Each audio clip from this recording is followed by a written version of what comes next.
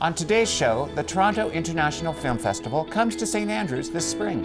And a closer look at Lobster War, a documentary about the disputed gray zone between Canada and the US that takes on new relevancy in 2026.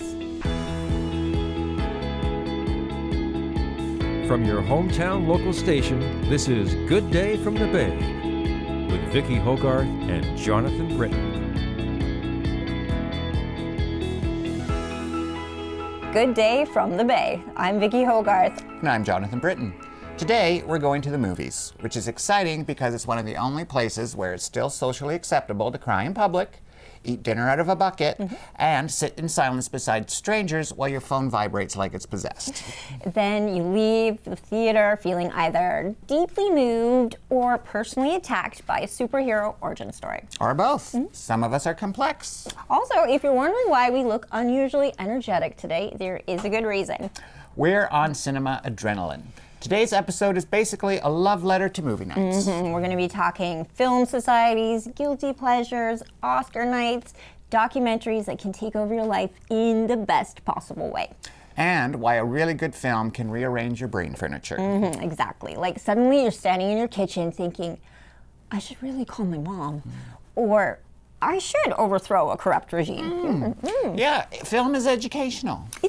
Culture, it's therapy, it's occasionally a 2-hour hostage situation, but we'll get to that. You and I both love cinema in a way that's probably diagnosable. I believe a doctor would call it a condition, but we are going to call it personality, yeah?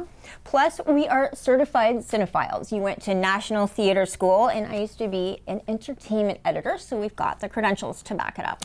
What's funny is how we figured all this out about each other and how we actually became friends here at CHCO-TV. Yeah, we became friends here at CHCO doing phones on TV bingo.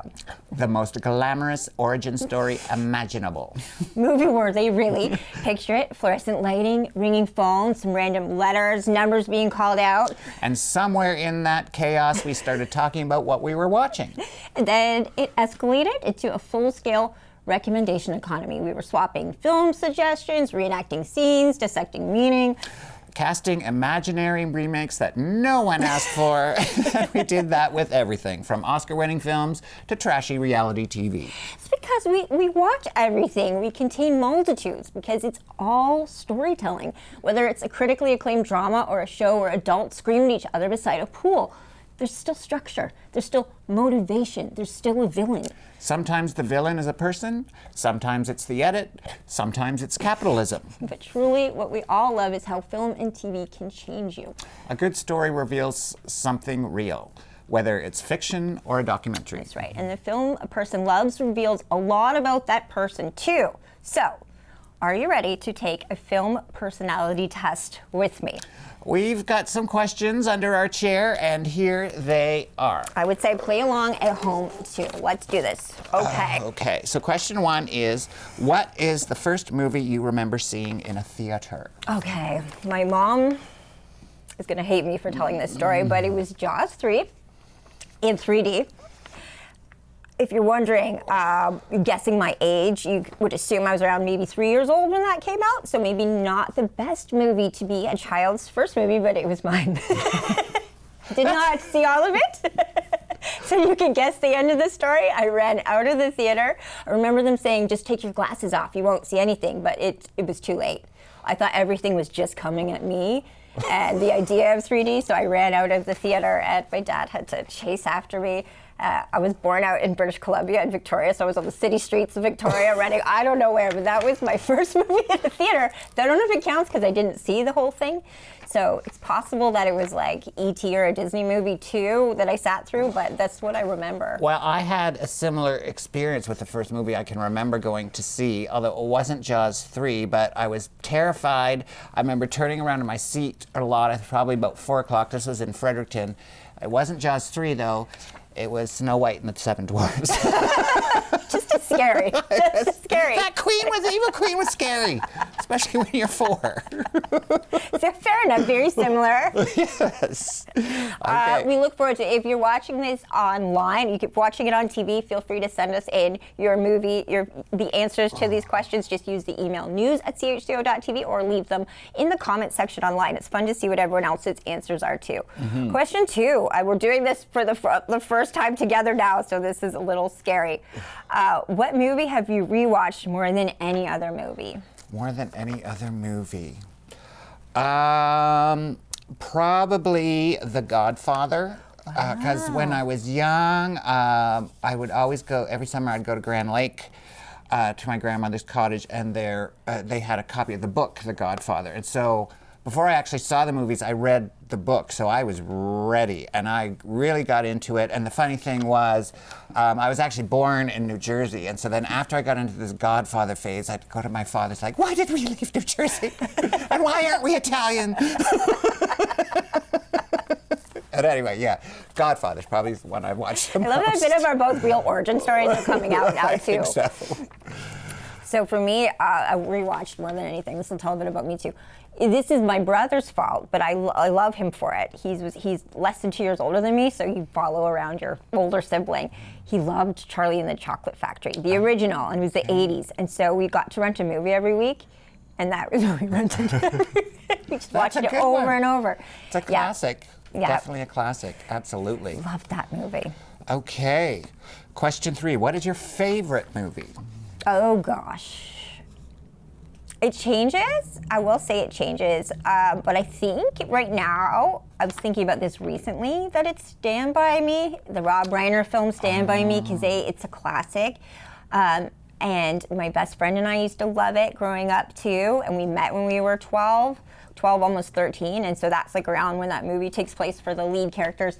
And then we went on a best friend trip this year to Paris and London. And we were taking the train in between London and Paris. And that's my best friend brought on the train for us to watch it. It was a perfect amount of time. And then we just cried at the end because it's all about the friends you meet early in life. So I'd say that. I used to say Shawshank Redemption. Right. But I think I said that so it wouldn't reveal my true secret film love, which was Zoolander. But Stand By Me, I said it stands up to the test of like I'm not trying to sound smart when I say it. I love it for a lot of reasons, but it's a perfect movie. I have a hard time picking a favorite one, but if I have to pick one here on the spot, I'm going to go back to E.T. because that's also an early movie memory. It was the first time I got to go to the movies. It was me and my brother, and we were visiting family friends, and there was 3 kids in that family, and we went to see E.T., but our parents just dropped us off. It didn't come in with us. So it was we were just kids watching this movie from the point of view of kids, and it was so great and so beautiful, so what a great movie that is. And so that's just such a happy memory for me for so many reasons. So Such a good movie too. It was like taught empathy in a way that when you're a kid, you don't fully grasp that you're like empathy for another being altogether. Yeah, and I think it was just so cool because it was in that point of view from the kids, and I was right at that age, so. It didn't shy away from like adult ideas of what would the real world do if they encountered. Exactly. Spielberg. Yeah. You got me with Jaws 3 and you got me with E.T., I promise you. Oh, yeah, we could go on and on about him all day. Absolutely. Well, Absolutely. Did you say, where did we leave off with that? Your favorite movie? Did we just say that? Yeah, we did favorite movie, so now we're on to 4. Sorry, 4. Yeah. Oh, this is a good one. I don't know if I can answer this either. Who is your favorite movie star of all time? So I guess that could be dead or alive. Yeah. Okay. My favorite, this one's actually easy for me. Is it? Betty Davis. I went through a Betty Davis phase where I was working at a record and video store at the time, and so I could order in all these Betty Davis movies and then buy them and then return them. But so my close second to E.T. as favorite movies would probably be All About Eve, which is a brilliant movie. But so many movies that she did, like What Happened to Baby Jane, All About Eve. I mean, I could go on and on because her performance in every single one is just so great. So many classic lines of hers, that I still repeat to this day. So hands down, one and only Bette Davis. Oh gosh, I'm like so scared to put this on record. Who's my favorite? Everyone knows my favorite TV person. I'm gonna say this just so if I get anyone writing in saying that's not who you say. I say Betty White is my TV idol because she was really around when TV became something. And she was on TV 5 hours a day. So Betty White, although you cross over to film, you're my favorite TV person. And I know she's passed too. I'm going for a moment right now. And I'm gonna say Diane Keaton because we lost her this year, and I feel like we always knew she was great, but we didn't understand the breadth of her magnitude till she was gone because she entered every aspect of culture. She refused to like fit into a mold. And like even her style was just, she didn't even care about being on trend. She was her own person, and yeah. Yeah, and just so talented, so versatile. Yeah. Yeah. An icon with her privately. It didn't seem to be her be all and end all. It was just part of the package, promoting films and being a celebrity, but she was still, because of that, so magnificent. Like off camera, she was just as cool, if not cooler. So, yeah. I'm gonna say that now. I might regret it. I might want to say Catherine O'Hara. Gosh, I don't know. That's where I'm going. Hard. That's TV too a lot too. Yeah, so. it's so hard to pick just one. Yeah. So hard to pick just one. Oh my gosh. I don't know how they do it in these award ceremonies. No. But anyway. All right, last question. In honor of our guest today, who will be coming up soon, and since we both spent years in Toronto, what is your favorite TIFF memory? TIFF being the Toronto International Film Festival. Okay, I'm gonna brag. This is gonna be like bragging. Okay. So I used to get to cover it when I was a journalist. So when I was an entertainment journalist, I mean, those 2 weeks in Toronto, you know, from living there, it's just the most amazing 2 weeks of the year because you see there's celebrities just on every street. You can be walking, you could go into a store, a coffee shop, and someone hugely famous is just sitting there having a coffee. But I got to interview one of my favorite actresses, Keira Knightley, at TIFF when I think I must have been about 26 or 27 or so quite a while back. And she was there for 2 films, Silk, which was by a Canadian director, Francois Girard, so that was why. And then her other film was a big British film as well. So I got to go to this big fancy red carpet opening, but then go meet her after upstairs and talk for 15 minutes, just one-on-one. So we had tea together, and it was just like, whoa, it's just cool. Yeah. Oh, fun. Well, my favorite TIFF movie is a bit different. I mean, I did go a few times, and those experience of lining up and waiting to get in and seeing these movies that would come out later. But my favorite memory from going to TIFF was I got tickets to an after party. And it was at this restaurant, and it was for, I wish I could remember the name of the film. It was a Canadian-Italian film, and it starred Paul Sorvino. And I'd taken a date with me who, very soon into the party, ditched me for someone else. So I was kind of like, by myself and not looking very happy. But this woman came up and started talking to me, and I she told her what had just happened, and and she felt for me, but she had tickets to the VIP section. So she took me with her to the VIP section, which was this raised area in the corner of the restaurant where Paul Sorvino actually was, and all the other actors. So I got to meet Paul Sorvino, and I was having this great time. And so then the guy I ditched and his new date, they see me up there and like, can you get us up there? Can you get us up there? I'm like, sorry, I can't. Anyway, so it's bit of a bump in the night, but it ended up very well for me. So. Anything's possible at TIFF. It's so for true. Real. Well, what's exciting is that TIFF is coming here to St. Andrews March 2026. So it's on all month. We're going to find out exactly what is taking place from Vic Thiessen from the St. Andrews Film Society. But this is really exciting, and we're going to delve into it with Vic right after this break. Stay with us.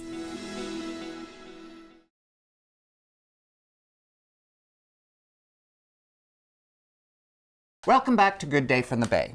Today, we're thrilled to welcome Vic Thiessen, the coordinator of the St. Andrews Film Society. This spring, the Society is bringing something pretty exciting to Southwest New Brunswick. Its very first TIFF mini festival. Yes, last summer, the Film Society joined the Toronto International Film Festival's Film Circuit program, an initiative that has brought Canadian and international cinema to communities across the country since 1989. So, from March 8th to 22nd, film lovers in the region will get to experience 3 fantastic TIFF films right here at home, part of an exciting new chapter for local cinema in the area. Vic joins us now to talk about how St. Andrews became a part of the film festival circuit, what film audiences can expect, and what it all means for our community's film culture. Welcome to the show, Vic. Thank you so much for sitting down with us today. Thank you for having me. I'd love to get started by just talking about what the St. Andrews Film Society is. How long have you been around, and what can people expect if they check you out in general, not just at the TIFF time of year? Right. Well, the St. Andrews Film Society was started way back in 2004, and Larry Lack and Leanne Ward were instrumental in founding it and choosing the films that were available for decades after that. I've seen the list of them, and they were all just the very top quality films that were being missed by theaters in the province. And then we took 3 years off over COVID, and in the interim, before that I moved to the area, and so 3 years ago I was asked if I would be the coordinator, and so since then, for the last 3 years, we have been offering 2 films every month on average, sometimes 3, and it goes throughout the year, and we have special days like the National Canadian Film Day in middle of April, and we are part of that program as well, and we're excited to be part of the of the film circuit now. And I should let people at home know we're very blessed because we are upstairs from the W.C. O'Neill Theatre, but that's where most of the screenings or all the screenings takes place. Yeah, all the screenings take place at the theatre here at the arena, and it seats 120, I believe, or something, and it hasn't been quite full yet, but we do get a good crowd, averaging around 35 for every film that we have in the last 3 years that we've shown. And we have a very enthusiastic group of volunteers that works with the society and chooses the films and supports what's going on in the theater. Jonathan and I are both excited about the TIFF connection because having both lived in Toronto for a number of years, we know what a big deal that is. Absolutely. Like every September, the city is just overcome with all these filmmakers and actors and people from all over the world, big celebrities, parties. It's a huge deal.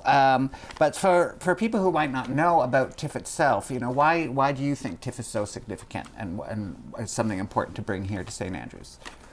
Well, TIFF is one of the most prestigious film festivals in the whole world, and certainly by far the largest in Canada, and we are very fortunate that TIFF exists because they show an incredibly large number of films, and they are among the very best every year, certainly that independent cinema has to offer, and in countries from around the world.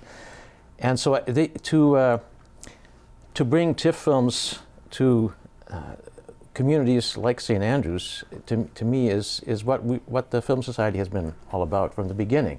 So when the folks at TIFF heard about us and saw the films we've been showing over the years, they said, well, you're already been a film circuit member all these years because you're showing TIFF films all the time.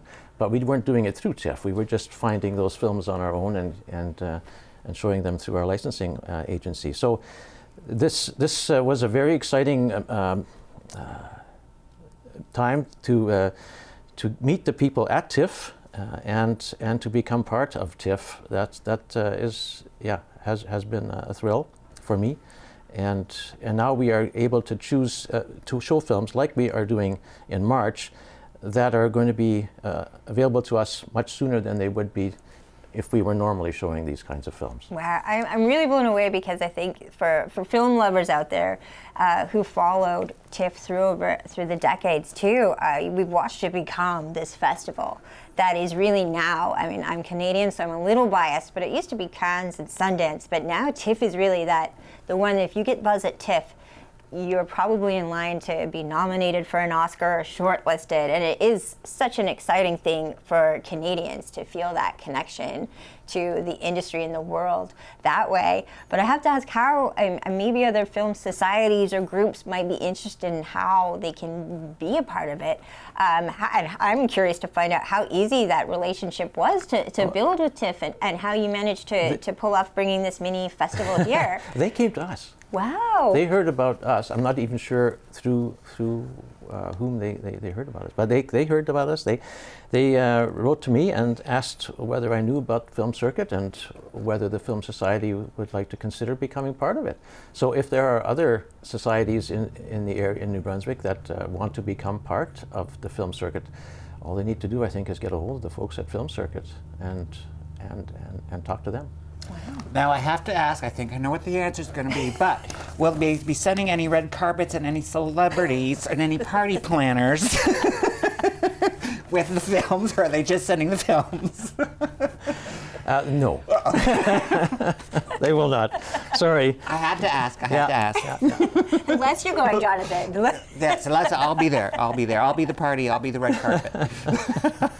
We do occasionally have the director of the films that we show in the theater with us, and we're going to try that again this year. But yeah, we don't get that kind of service from Film Circuit, but they do help us to promote the film. They give us various promotion materials, access to them, and like I said, we have access to films that wouldn't be available out there yet to anyone who was trying to get a hold of these films on their own. Well, okay, now we get to the fun part, which is, so it's March 8th to 22nd.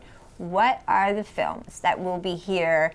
How did you choose them? I think anyone who knows what happens at TIFF, it's just so many movies. It could be the next thing that's in the theater, the next blockbuster, or it could be that indie film that becomes a cult classic, or a very important documentary that brings about social change. Yep. So I'd love to find out what films are coming and how they were selected for coming here.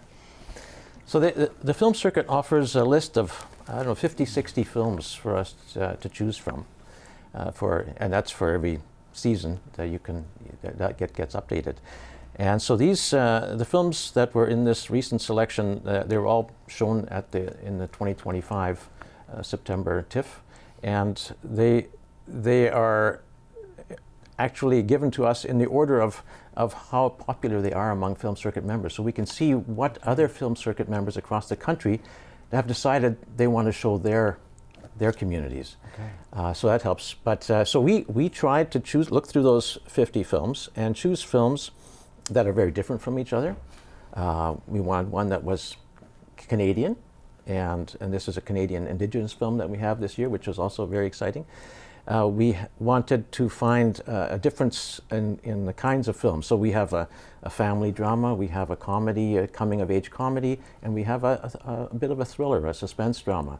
So 3 very different kinds of films, which is important to us. But the most important thing for us, we over the years, we always talk to the audience members as they leave the theater. And over the years, we've gotten to know that audience quite well. So we know the kinds of films they enjoyed watching. So our number one criterion always is to figure out which of these films will appeal to our St. Andrews audience. And that's the common link between them. Oh, wow. So, can I ask you what one you're most excited about of the 3? Are you releasing this information this early? Oh, yes. The titles, okay. Oh, yes. No, the posters are going to be out this week. Okay. And in fact, we already distributed them on Sunday when we showed that film.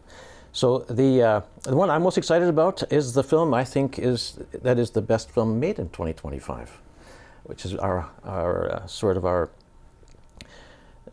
film that we are putting at the beginning of our festival for that reason. And it's called Sentimental Value. It should be known by most people now because of its 9 Academy Award nominations, which is a very high number, especially for a Norwegian film. Not that many films coming out of Norway. And it's in my opinion, a masterpiece. Joachim Trier is a Norwegian filmmaker who has been doing fantastic films for a while now. The Worst Person in the World comes to mind.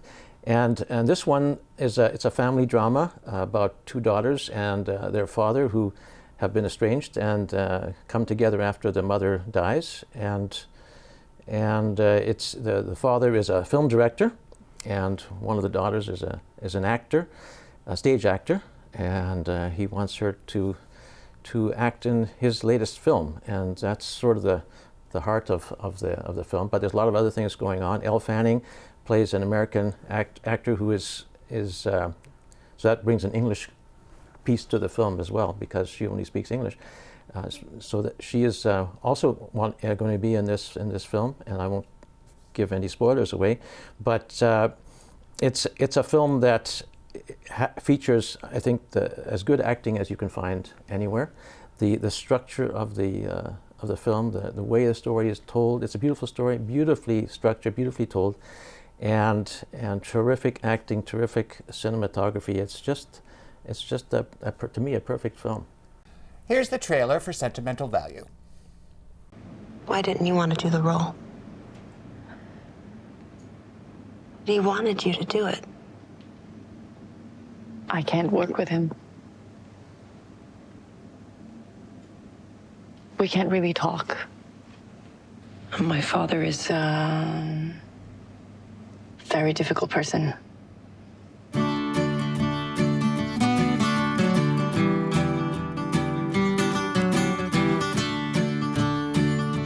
Du kan ikke bare late som han ikke er i byen, kan du det? Hva prøve? Er det han?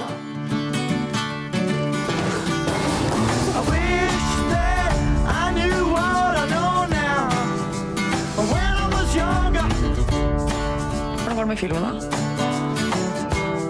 Hvordan er det å jobbe med Rachel Kemp?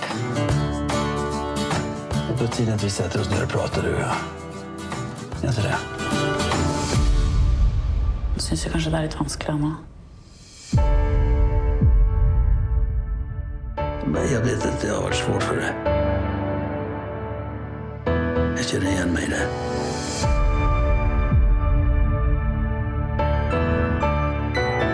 Hvordan ble du en så bra person med den oppveksten vår?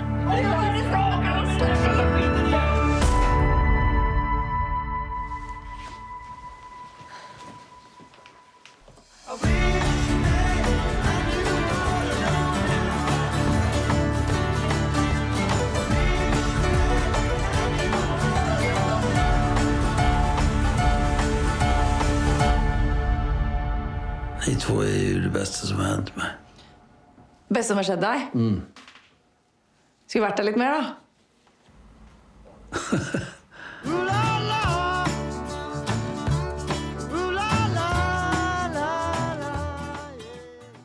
And Stellan Skarsgård, I mean, he won the Golden Globe for Best Actor or Best Supporting Actor, I guess, but he is in most of the film, and he is absolutely terrific.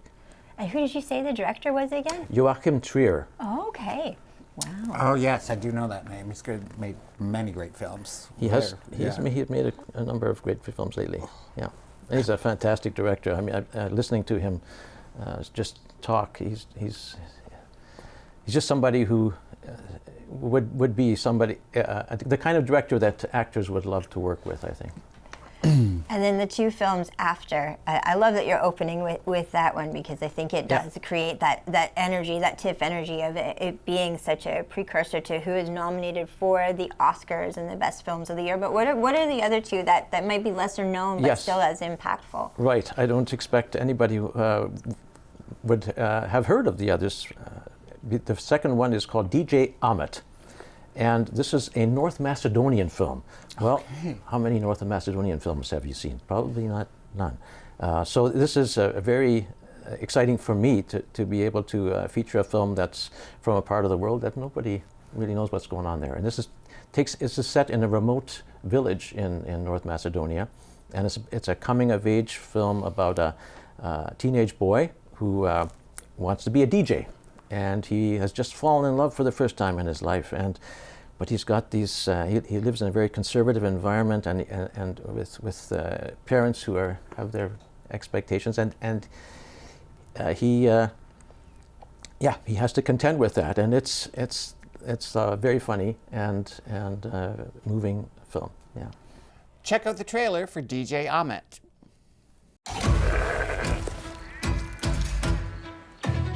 Nasıl görünüyor?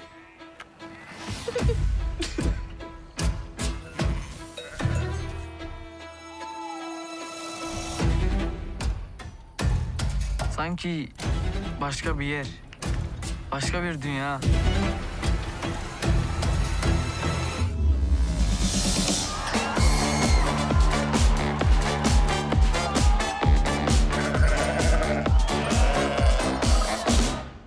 Koyunlara çocuğun gibi bakacaksın.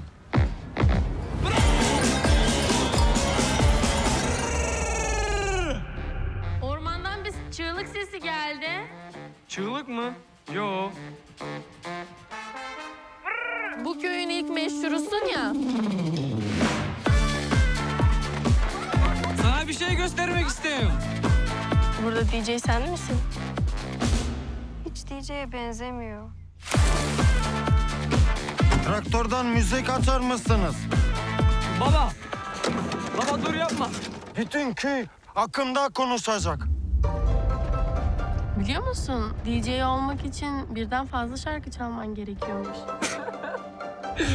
Gerçekten öğrenecek misin?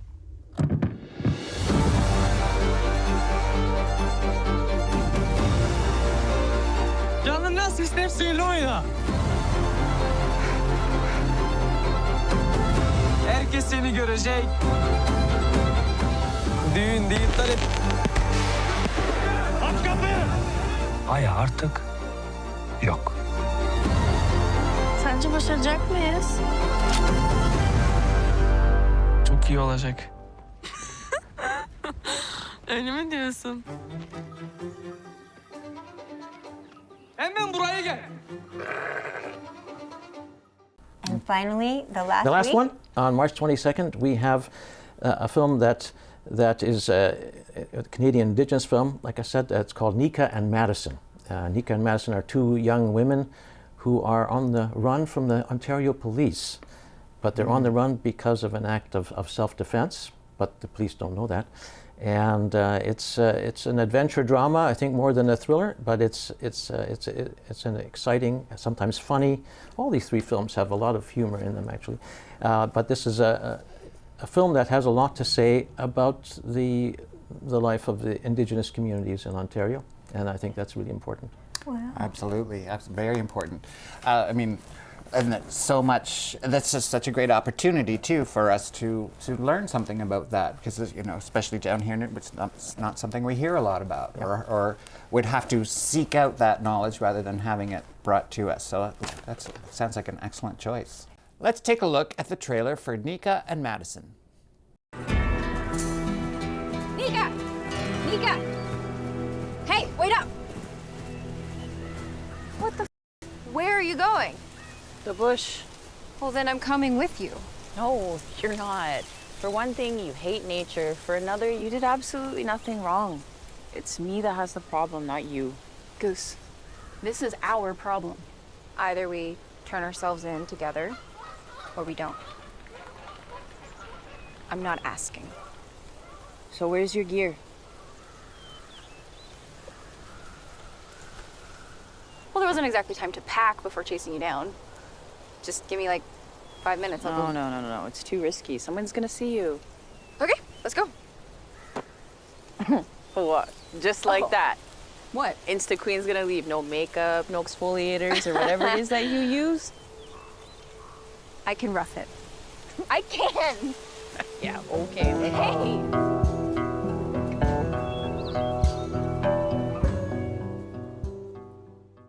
I'm watching your newest recruit for the Film Society. Yes, I think come so. to life. Well, my mom is an avid member. She's there almost all the time, and she's always trying to dress. So I think it's time. Yes, Mom, I will come with you this time. Did you go to National Theatre School?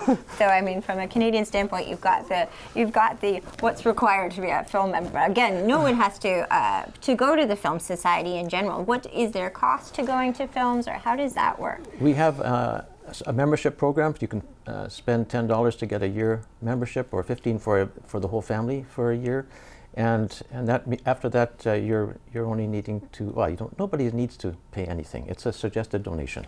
Okay. So we have suggested donation of $4 for members and $5 for non-members. Wow. But for the TIFF festival, that is going to be $10 suggested donation, because we have to pay quite a bit more for those films than we do for the rest of the films. But relatively speaking, too, I mean, try to go to a film in St. John, you'd be spending a lot more than that. Mm-hmm. And then you factor in the gas, too. So to have this in our backyard is quite a privilege. When it comes to being a part of the TIFF circuit now, How cool. What are the plans for the future? Is this something you see the Film Society doing year after year going forward?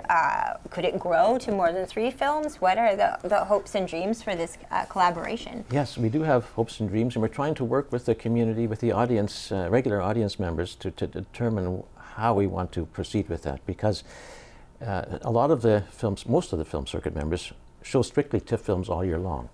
And they do one a month, most of them, because that's what they can afford to do.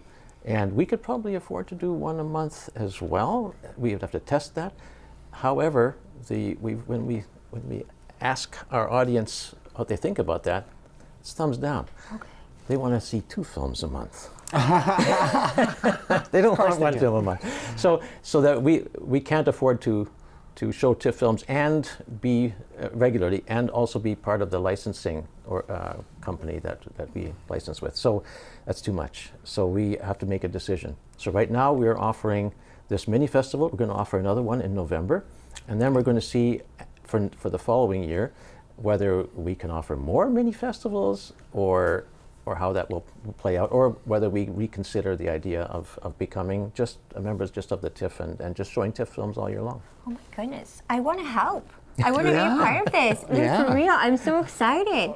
I think if there's any way we can collaborate here with this show, if that's any help in promoting, I think this is such a fabulous opportunity. I think so many of us that spent years in Toronto, we love this part of the world because this is home, it's the ocean, but you miss those doses of culture in big cities sometimes, but when you can bring it here, all the more reason to always stay at home. So if there's any way we can help in making this a reality, this is extremely special.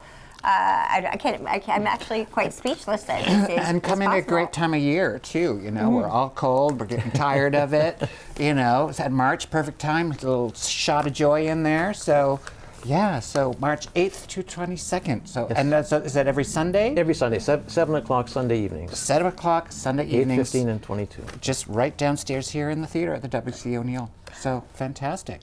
And I'd love to, before we end our segment here with you, Vic, I'd love to hear what are some of the most significant films that you've experienced in your lifetimes? What have had some big impact on you? Well, I mean, I became a big film buff because of films that I watched when I was very young that changed my life and how I perceived the world. And I do think that well-made films have the potential to have very positive impact on society, helping us to humanize people and see other stories and grow in empathy and so on. So I think film can be a really important medium, and one of the films that changed my life early on was The Sound of Music. And so even though I'm try to be a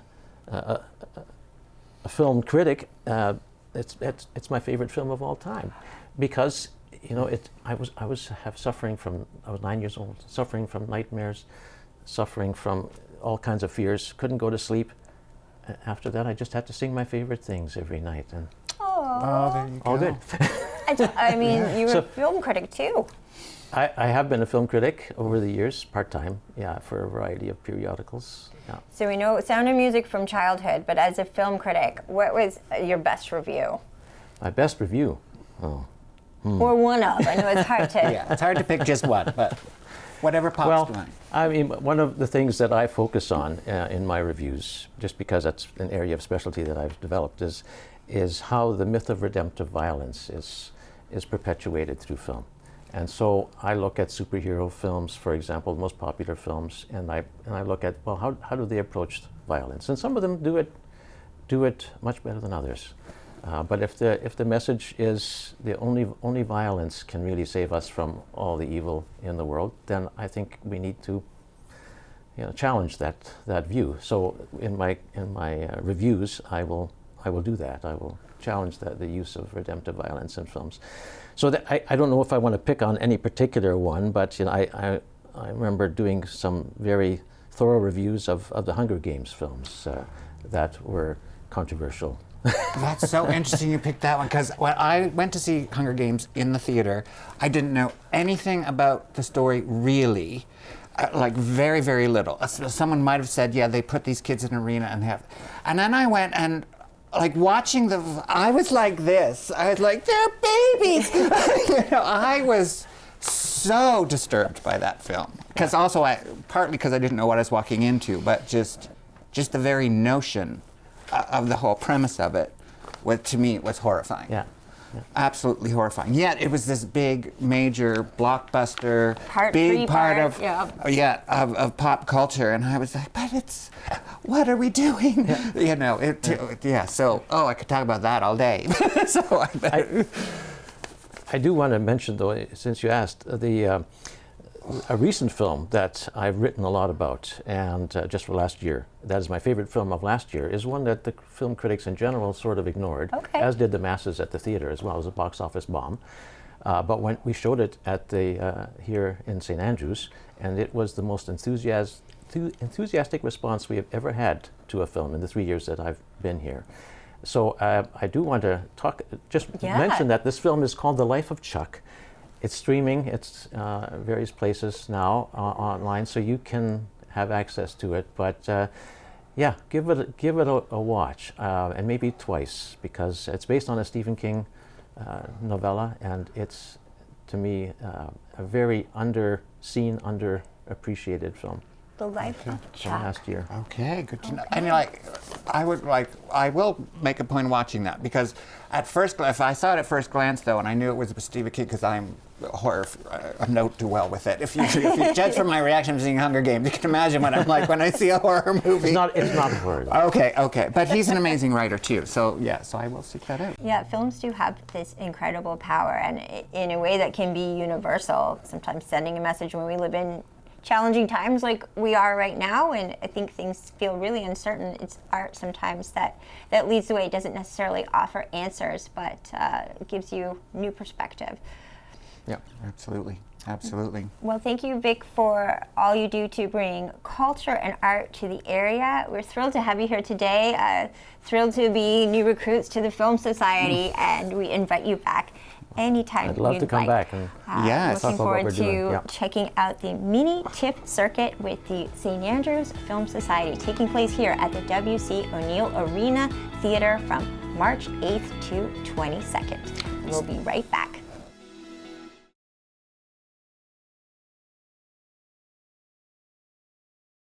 Welcome back to Good Day from the Bay. I'm Jonathan Brittain. And I'm Vicki Hogarth. Pulitzer Prize-winning American journalist and documentary filmmaker David Abel's documentary Lobster War, The Fight Over the World's Richest Fishing Grounds, takes a closer look at the long-disputed gray zone between Canada and the U.S. right off the coast of Grand Manan. While the film came out in 2018, there is a renewed interest in it given the political realities of today. Nothing says movie night like a geopolitical anxiety spiral. Let's watch the trailer.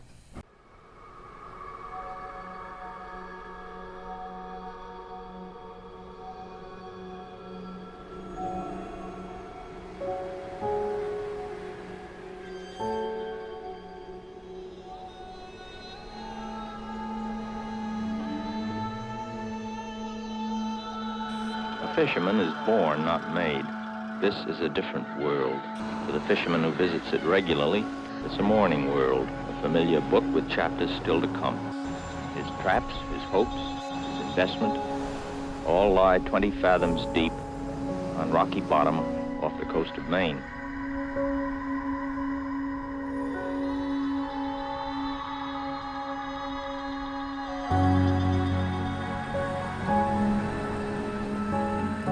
There's a good living to be made in the Atlantic Ocean if anybody will go and get it.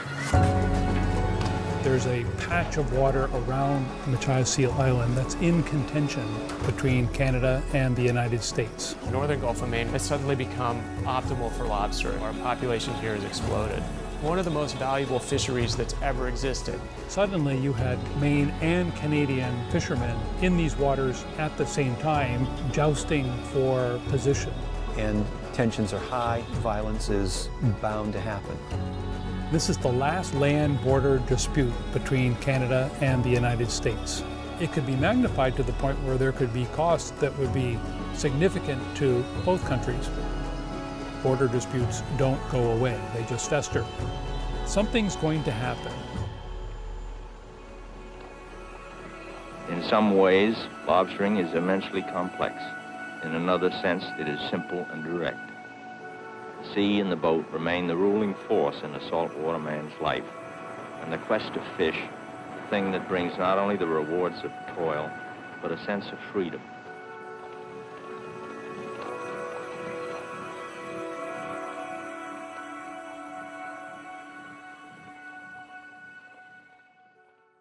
I'm on the edge of my seat.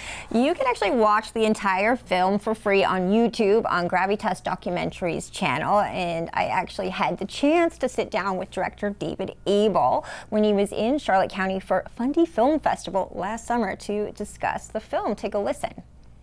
I had started covering the impacts of warming waters, the waters in the Gulf of Maine and the Bay of Fundy, maybe a little less so in the Bay of Fundy, but also in the Bay of Fundy, have been warming at incredible rates, allegedly warmer than any other body of water on the planet. And it has had an impact on our fisheries.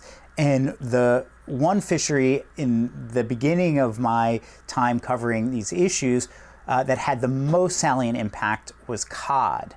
And we had seen the complete collapse of the cod fishery. And actually, I had, some time before 2013, went up to Newfoundland, where we had seen years before that the collapse of the iconic fishery up there. And I went to cover that and what the impact was on folks in Newfoundland and people who used to fish and could no longer fish, because we were starting to see that happen in New England, particularly in the Gulf of Maine. And all of a sudden, the unthinkable happened, something similar to what happened in Newfoundland, which was that the federal government in 2014 declared a moratorium on commercial fishing of cod. And that led to all kinds of protests, just like happened in Newfoundland. And it was really hard on a lot of people whose lives depended on this species.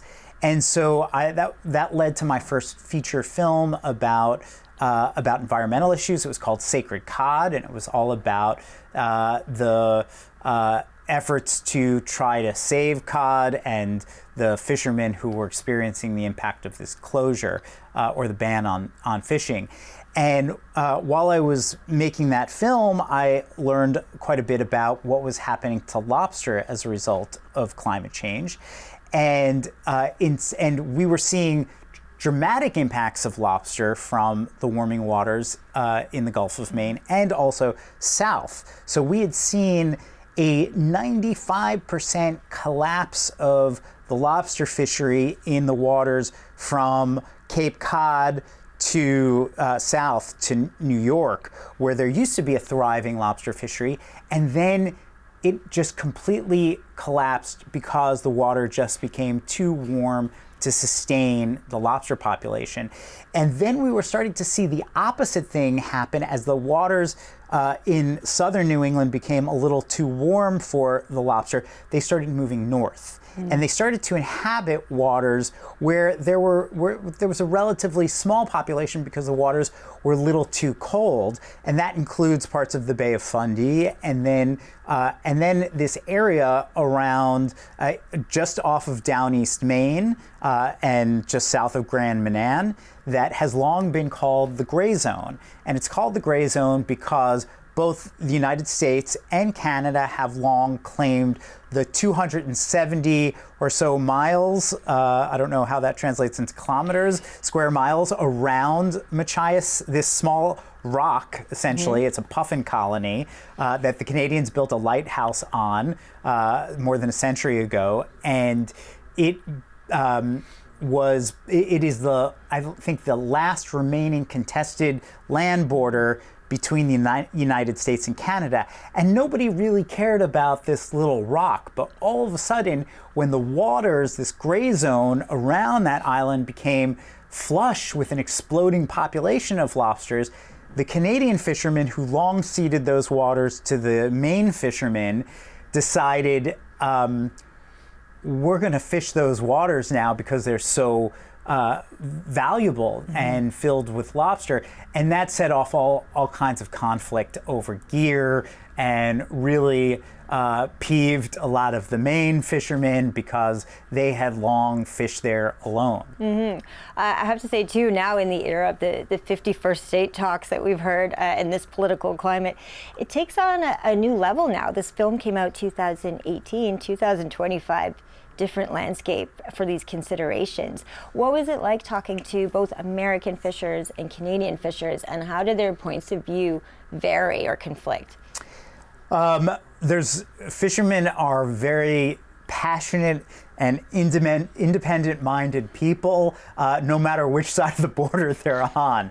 And they, more than anything, are territorial, and they don't want others fishing the bottom that they have long fished. And that goes for whichever side of the border you're on. If you're a Mainer and you come on another Mainer's traps, that's a recipe for conflict. And the same thing goes for Canadian fishermen out of Grand Manan, which are the primary fishermen that come into the gray zone. But in short, a lot of these guys sort of knew each other or had come to know each other and had cordial relationships, but it started to grow tense over the last decade as more and more boats entered this relatively confined area, and there are really strong currents. It's really difficult to fish there because the tides are very powerful, and people's gear was being cut and sabotaged, and that created all kinds of anger and disputes.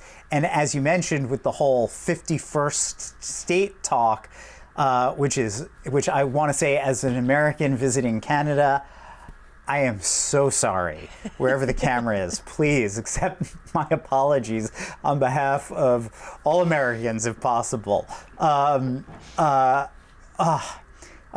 only hope is that the President of the United States does not see this film or learn anything about Machias Seal Island, because who knows, the Marines could end up.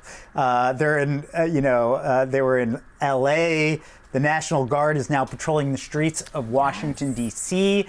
Who knows if they're going to be bunking with the Puffins and taking over the lighthouse. I would be perfectly honest with you that I have that fear too. But I think what's neat about it is an American journalist, a Canadian journalist talking about this. I could tell you from the Canadian perspective, some of concerns our fishers are that the Americans are allowed to set more traps, that they wouldn't fish in the summertime. They would close off that season. There are different rules. And because of that, that's what's led to a lot of this conflict that I'm sure in your time filming must have been scary. Were there times you were fearful? No, not really. I mean, I think fishermen, lobstermen are, surly, crusty characters, but they also have really big hearts. And if you rub them the wrong way, look out. But aside from that, they're happy to. They love to talk, they love to share stories, and many of them welcome me into their homes. And so I'm extremely grateful that people gave me the time and that they did, and shared the stories that they did, and welcomed me onto their boats, which are, in a lot of ways, their second homes. But I worry, this conflict continues to fester. There has been no resolution, and my hope is that this relatively, this long existing conflict doesn't boil over into something worse. I'll add lobster ward to my watch list. Do you have plans Friday night? I will make the popcorn. That's it for our show today. Thanks for spending time with us. I'm Vicki Hogarth. And I'm Jonathan Brittain. Good day from the Bay.